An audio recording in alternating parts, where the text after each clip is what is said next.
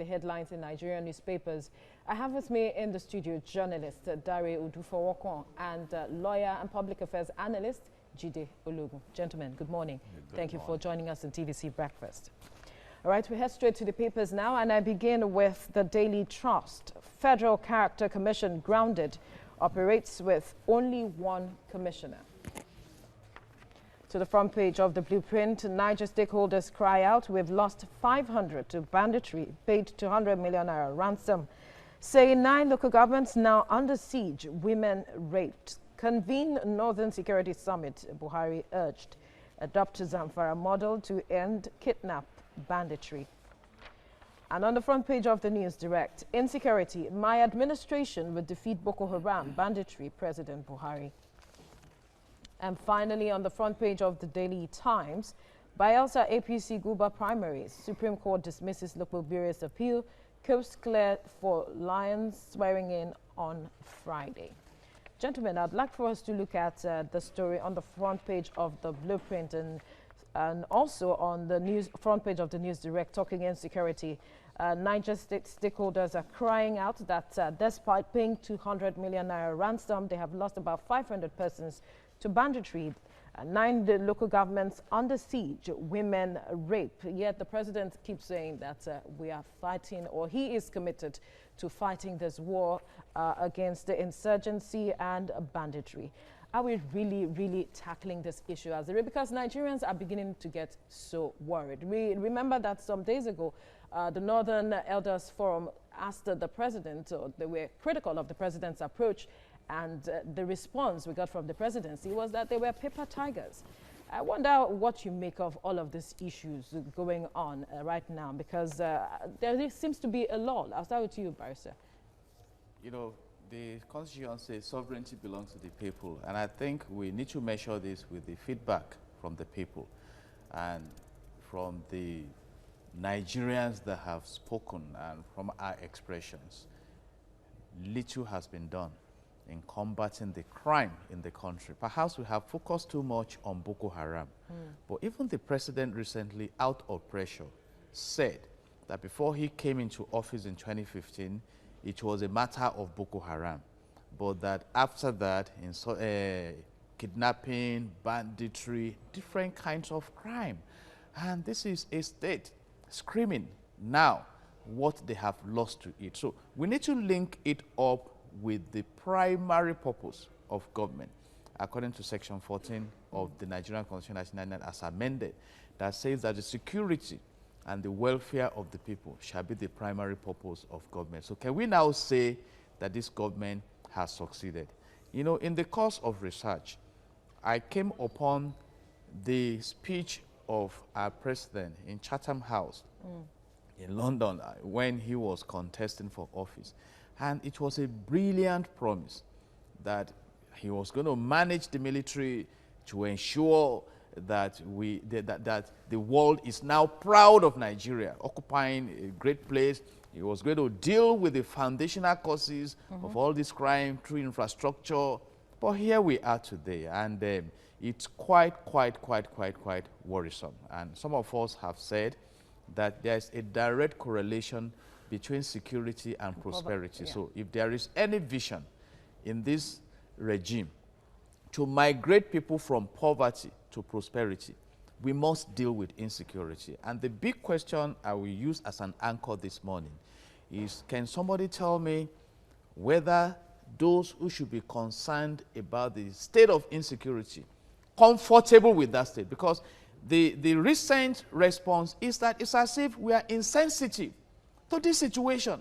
Really? You know, really, because I cannot imagine a country where this number of human beings are killed. We read about Bloody January in 2020, where about 320 human beings were killed in 1 month, about 10 per day, and we are still comfortable. Look at what happened in Borno State recently.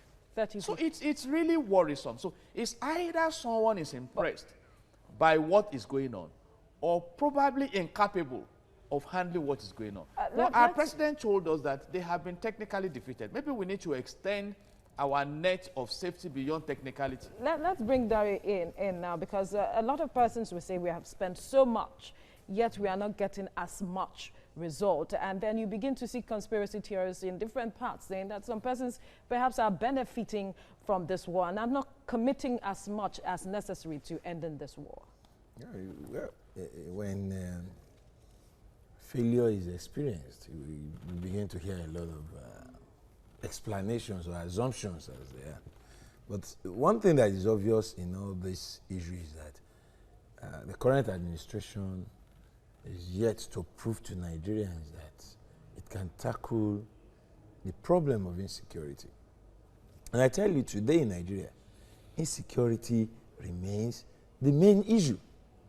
Every other problem we may be experiencing as a country is tied to our inability to secure the nation.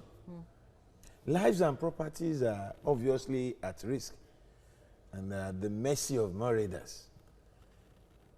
The news coming from Niger, to me, not sharing at all, but is more or less a confirmation of the fact that the problem of banditry is fast becoming more serious than Boko Haram and the insurgency in the northeast itself. Because we have somehow been able to curtail the activities of Boko Haram to the northeast. Have we? Okay. Yes, we've been to the north beyond what it was. You see, that I keep giving credit to this administration in that aspect. In 2014, 2015, we had bombs by Boko Haram in Abuja. But they just killed 30 persons. In Borno. But before then, bombs were going on a daily basis in Abuja, in Kogi, and other parts of the country, north central, northwest, in Kano. But since the coming of this administration, it has been, I agree with those who feel that we've been able to curtail the activities. We've reduced them to a guerrilla fighting force. But just as we've been able to do that, we opened the doors for another problem, banditry. And then this is an hydra-headed monster that is popping up in the northeast, northwest, north central, and on a daily basis. Who are these bandits? I want to ask this question. Is it the same bandits that are attacking people and kidnapping them? The same bandits are the ones engaged in cattle rustling. These same bandits will come down almost to Ondo, to Ekiti, to Kogi, to Kwara, kidnap women and rape them. Some have said that it is those repentant Boko Haram personnel that are actually carrying out all of these activities. If we agree with that, assuming without conceding that this is true, what have we gained then in the fight against Boko Haram? If everybody who repents from being a Boko Haram takes up arms as a bandit, are we opening new operational platforms for criminals? The government must go beyond promises. The government must fight criminality and must be seen to be, you see, where criminals are not seeing their fellow criminals who have been apprehended being seriously punished, you will keep having this. Is that where the challenge lies? This is where the challenge lies. Since we have been arresting bandits and insurgents, have we seen through any of the trials? We heard about Wajume. Now nobody is talking anything about him. There was Kabiru Shokoto, for God's sake, celebrated. What became of him? There are other named characters like that. Have we been able to use any, either as an individual or as a group, as obvious example of how we as a nation will punish criminals, bandits, and insurgents? We've not been able to do that. But then what do we hear of? Governors meeting bandits in the bush and negotiating. Governments arranging palliative measures to criminals who are willing to surrender. Where there is no punishment, nothing comes off as an offense. And that is the danger in this our fight against criminality. Not just insurgency, not just Boko Haram, not just banditry.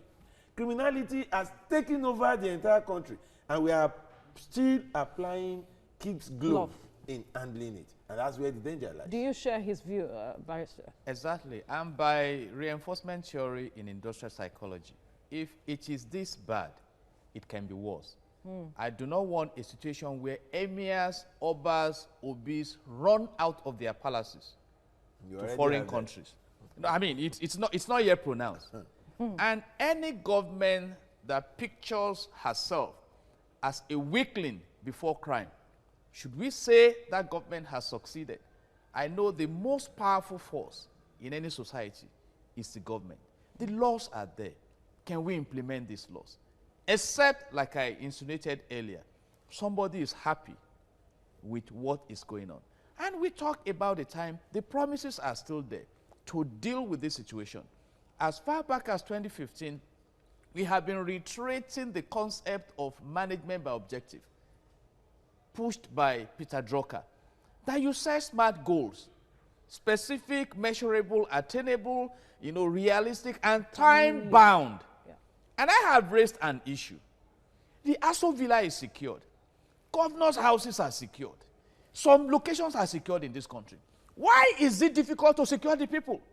And we are talking about foreign direct investments.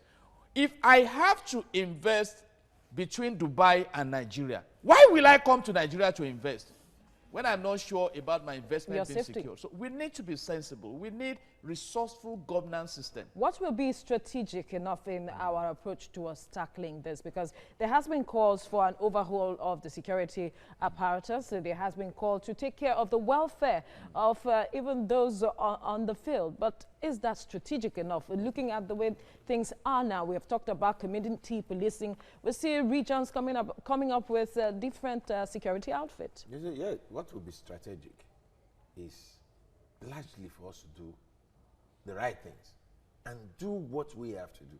I'll explain. The issue of policing, you see, to tell anybody that Nigeria is under-policed is a fact. To tell people that Nigeria is under-secure is obvious. We are fighting Boko Haram insurgents in a section out of our 6 sections, assuming that we should go by the zones. We are fighting a civil war as it is in just a section.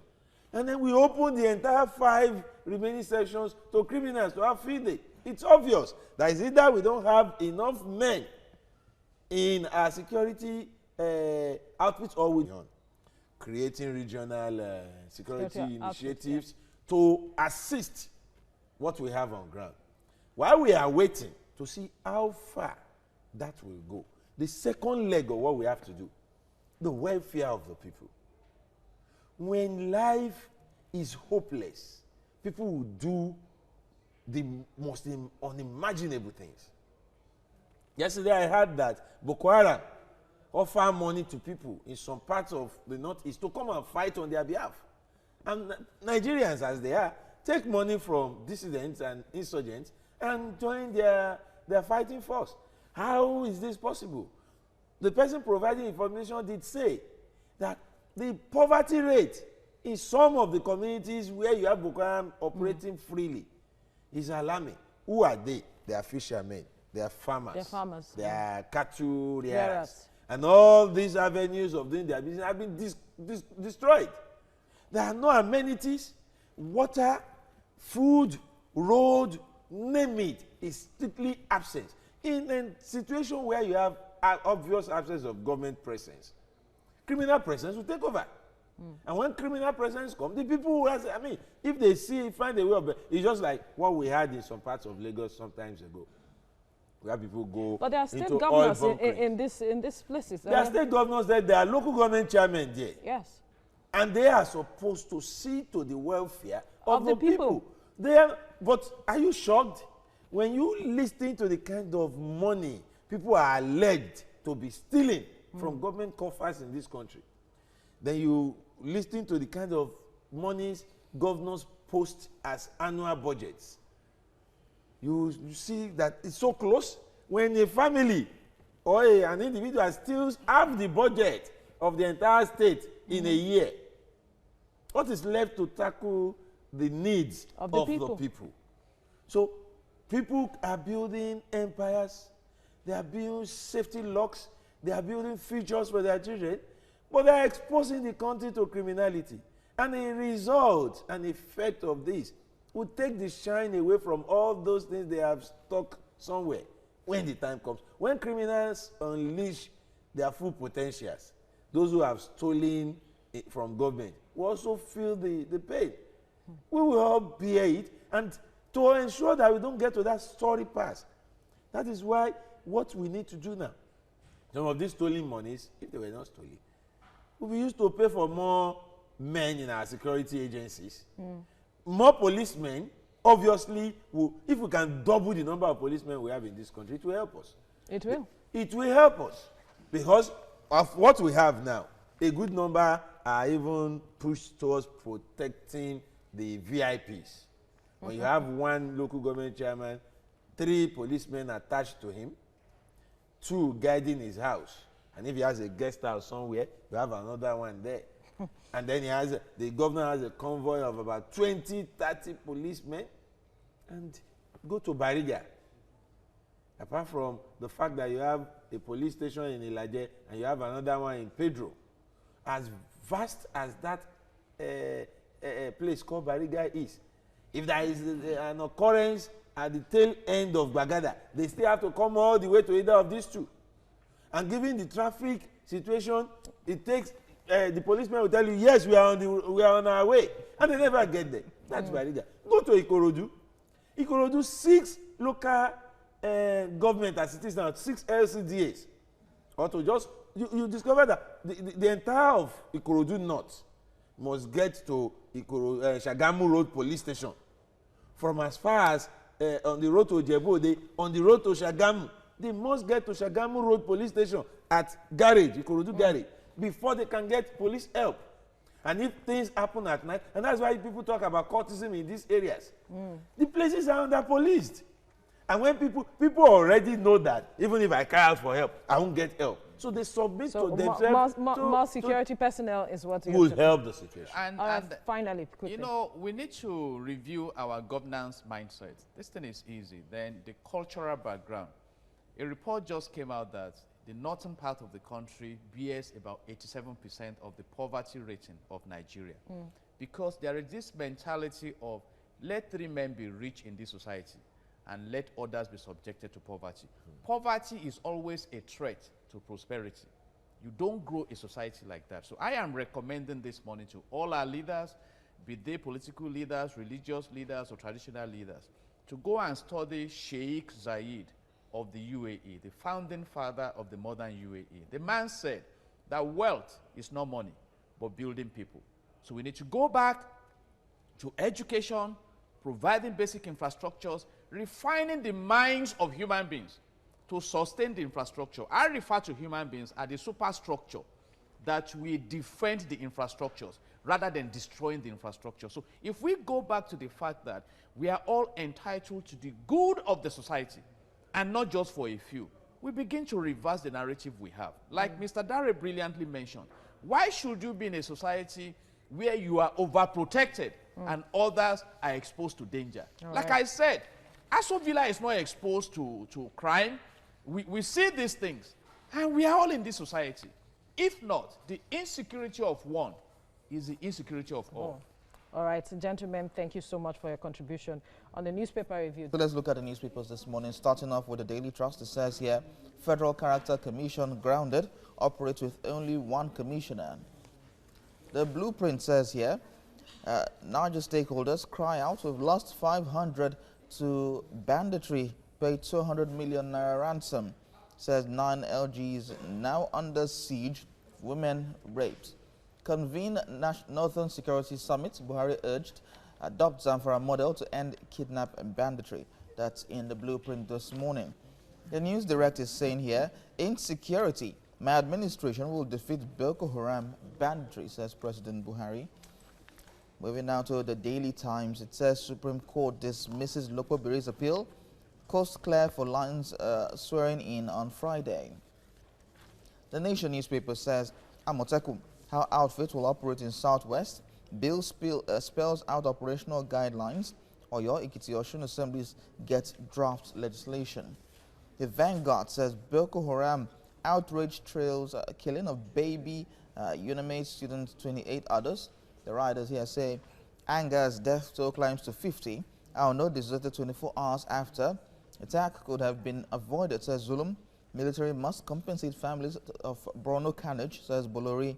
Buhari is insensitive. That's according to Bishop Kuka. The Daily Sun says, Bam rocks Edo APC Secretary's residence. Hold Obaseki responsible, says Oka. Isiyamu Oshomole cohorts, mastermind of political violence, says the governor. All right, we'll stay with the story in the Nation newspaper. It talks about Amotekun. It says how outfits will operate in the southwest. Bill spells out operational guidelines. Oyo, Ekiti, Osun states assemblies get draft legislation. Gentlemen, the governor of Ekiti State says that by Friday, the bill will be signed into law. What's your take on all of this? Now, by Friday, Yeah. if the bill is signed into law, to put to rest the... Why the if? Because today is Wednesday, and tomorrow is Thursday. And you think it cannot be expedited? No, anything can still happen. We wish for the very best. Okay. The assemblies are getting the bills now. They are still going to discuss it. Don't forget that you have 6 House of Assemblies debating and discussing the same bill meant to put Amotekun on the legal perspective that is expected of it. Are we saying the bill has been drafted by the various attorney generals and state governments in such a way that it can never be faulted? Are we saying the assemblies and the lawmakers who will be looking at it may not find some things that still need to be done or adjust or included? We should not put such foreclosure. We want this thing done. We want it done well. So it should be thoroughly debated. It should be thoroughly examined. And if they do that today, tomorrow, and they find it ready, it will be passed to the governors, and then they will sign. That's why I said if. It must pass through all the necessary protocols and processes so that whatever will be the law, because the outcome of that bill being signed will become a law. That law must be the product of thoroughness.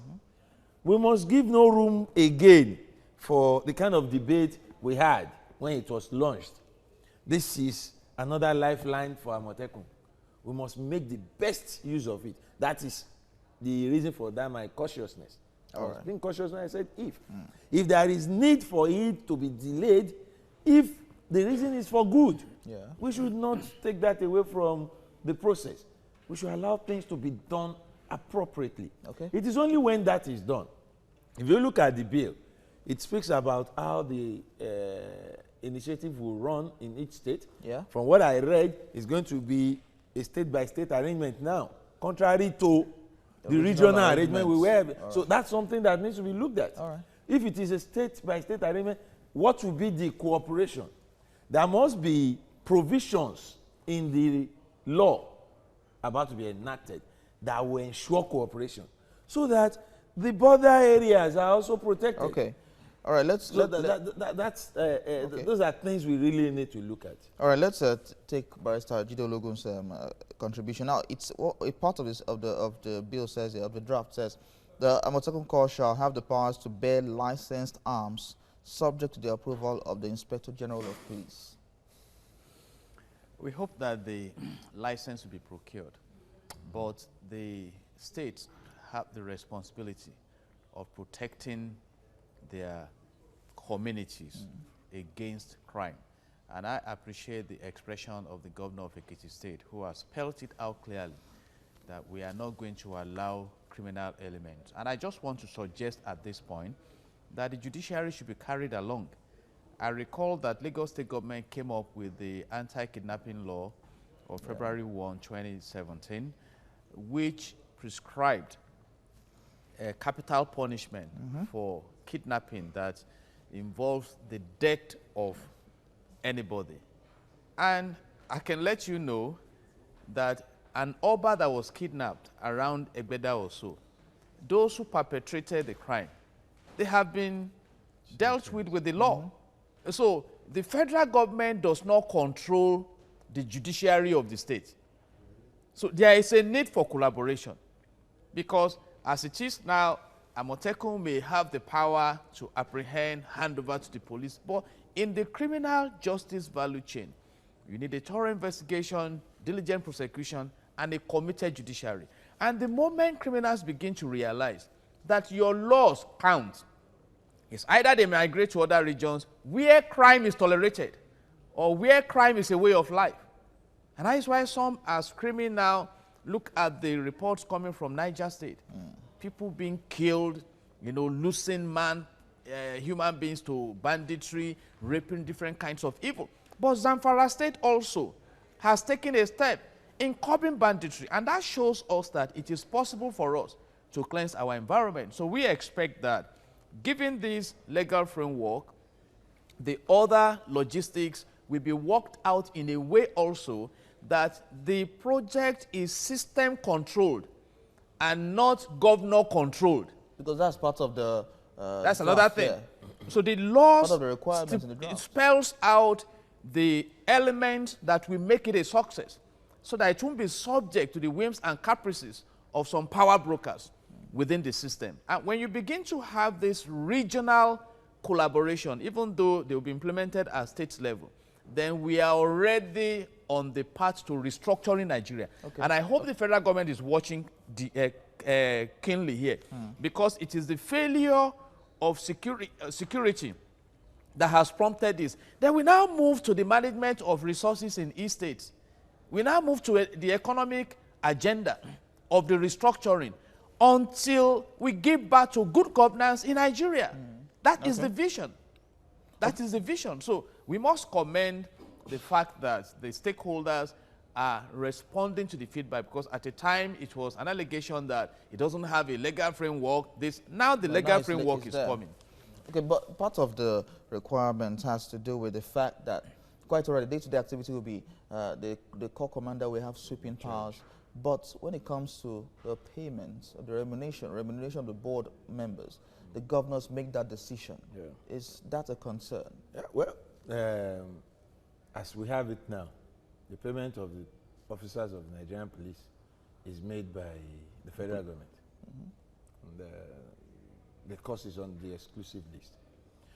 There is no, you see, what they wanted to do was pool resources together, run a regional outfit. But that runs contrary to our constitution. Now, go back to each state. Even if it is done regionally, the governors will have pulled resources together from each state to pay the men. True. So I don't see a problem with each governor paying its own men. For example, you have Last Man in Lagos, you have Trace in Ogun, another state, they have their own, they pay their own men and they get the job done. What is important is to get committed and patriotic men to man the initiative. Once we do that, the payment must also be taken to heart by the governors. Not that the officers in Ogun will be paid, those in Lagos will be owed, the ones in Oyo will get half salary. No, there must be a way of synergizing what we are trying to put on ground, that their welfare, their remunerations, and what they take home at the end of the day is, I mean, at least on the average, almost equal. It must be in tune with the desire to forge a team across the 6 states together. It must be seen to be, for example, part of the law says they will hold periodic meetings. The commanders of each. Also, at such meetings, welfare and other things must be discussed. And then, I think for this thing to succeed and not be a one-off thing, maybe after 2-3 years we throw it off, we must now establish the Down Commission, that is the development agenda for Western Nigeria, should now establish a security trust fund for the region. The security trust fund must be established at the level of Down, so that everybody, everywhere, meaning Southwesterner, or even Nigerian as it is, because a lot of people are not Southwesterners, they live in Lagos, they live in Ogun, they live in Oyo, contribute to this security trust fund as a way of supporting the Amotekun initiative. So the governors also have a place where collective fund is drawn. Issues of concern like ammunitions, mobility must be taken care of collectively. And the law already stipulates the fact that the Amotekun Corps should be able to prosecute. That is an area of concern for me. There is nothing more frustrating for the local vigilantes than the fact that when they arrest criminals, they take them to the police release them. And then the judges say they were released for want of diligent prosecution. Why won't it be so? This is the reason why it is so. The policeman who took him to court was not the one who arrested him at the scene of the crime. The policeman did not even bother to go and investigate. He left the investigation to the vigilante, who only told him by words of mouth, this is what this man did. And that's why we have brought him. The policeman said they lock him up. After some days, if his family is not able to come up with bail money, they take him to court, just for the purpose of getting rid of him from their own cell, for new customers to come. And when they get to court, the court, of course, without evidence, the barristers are here. They know how to go. They question them in such a manner that the case crumbles, and the man is back on the street. Yeah, because the government has placed the burden of proof on the prosecutor. Yeah. So, and this regime promised towards 2015 election to shift that burden of proof to the accused. So it's one of the restructuring that we should do. And by the way, in funding this project, I understand that the governors receive security votes. So it should be funded from the security votes. Let me say this. By the time you think that it's only the masses that are endangered, you may not be as wise enough to understand the concept of crime.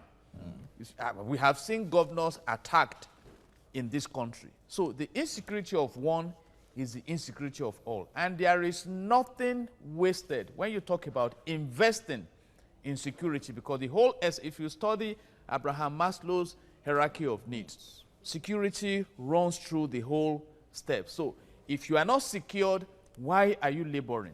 Why are you ambitious? So we want to advise the government, whether at the central level or regional level or state level, to make security a matter of priority. And that is when you can even have access to prosperity, because insecurity is the greatest threat to prosperity.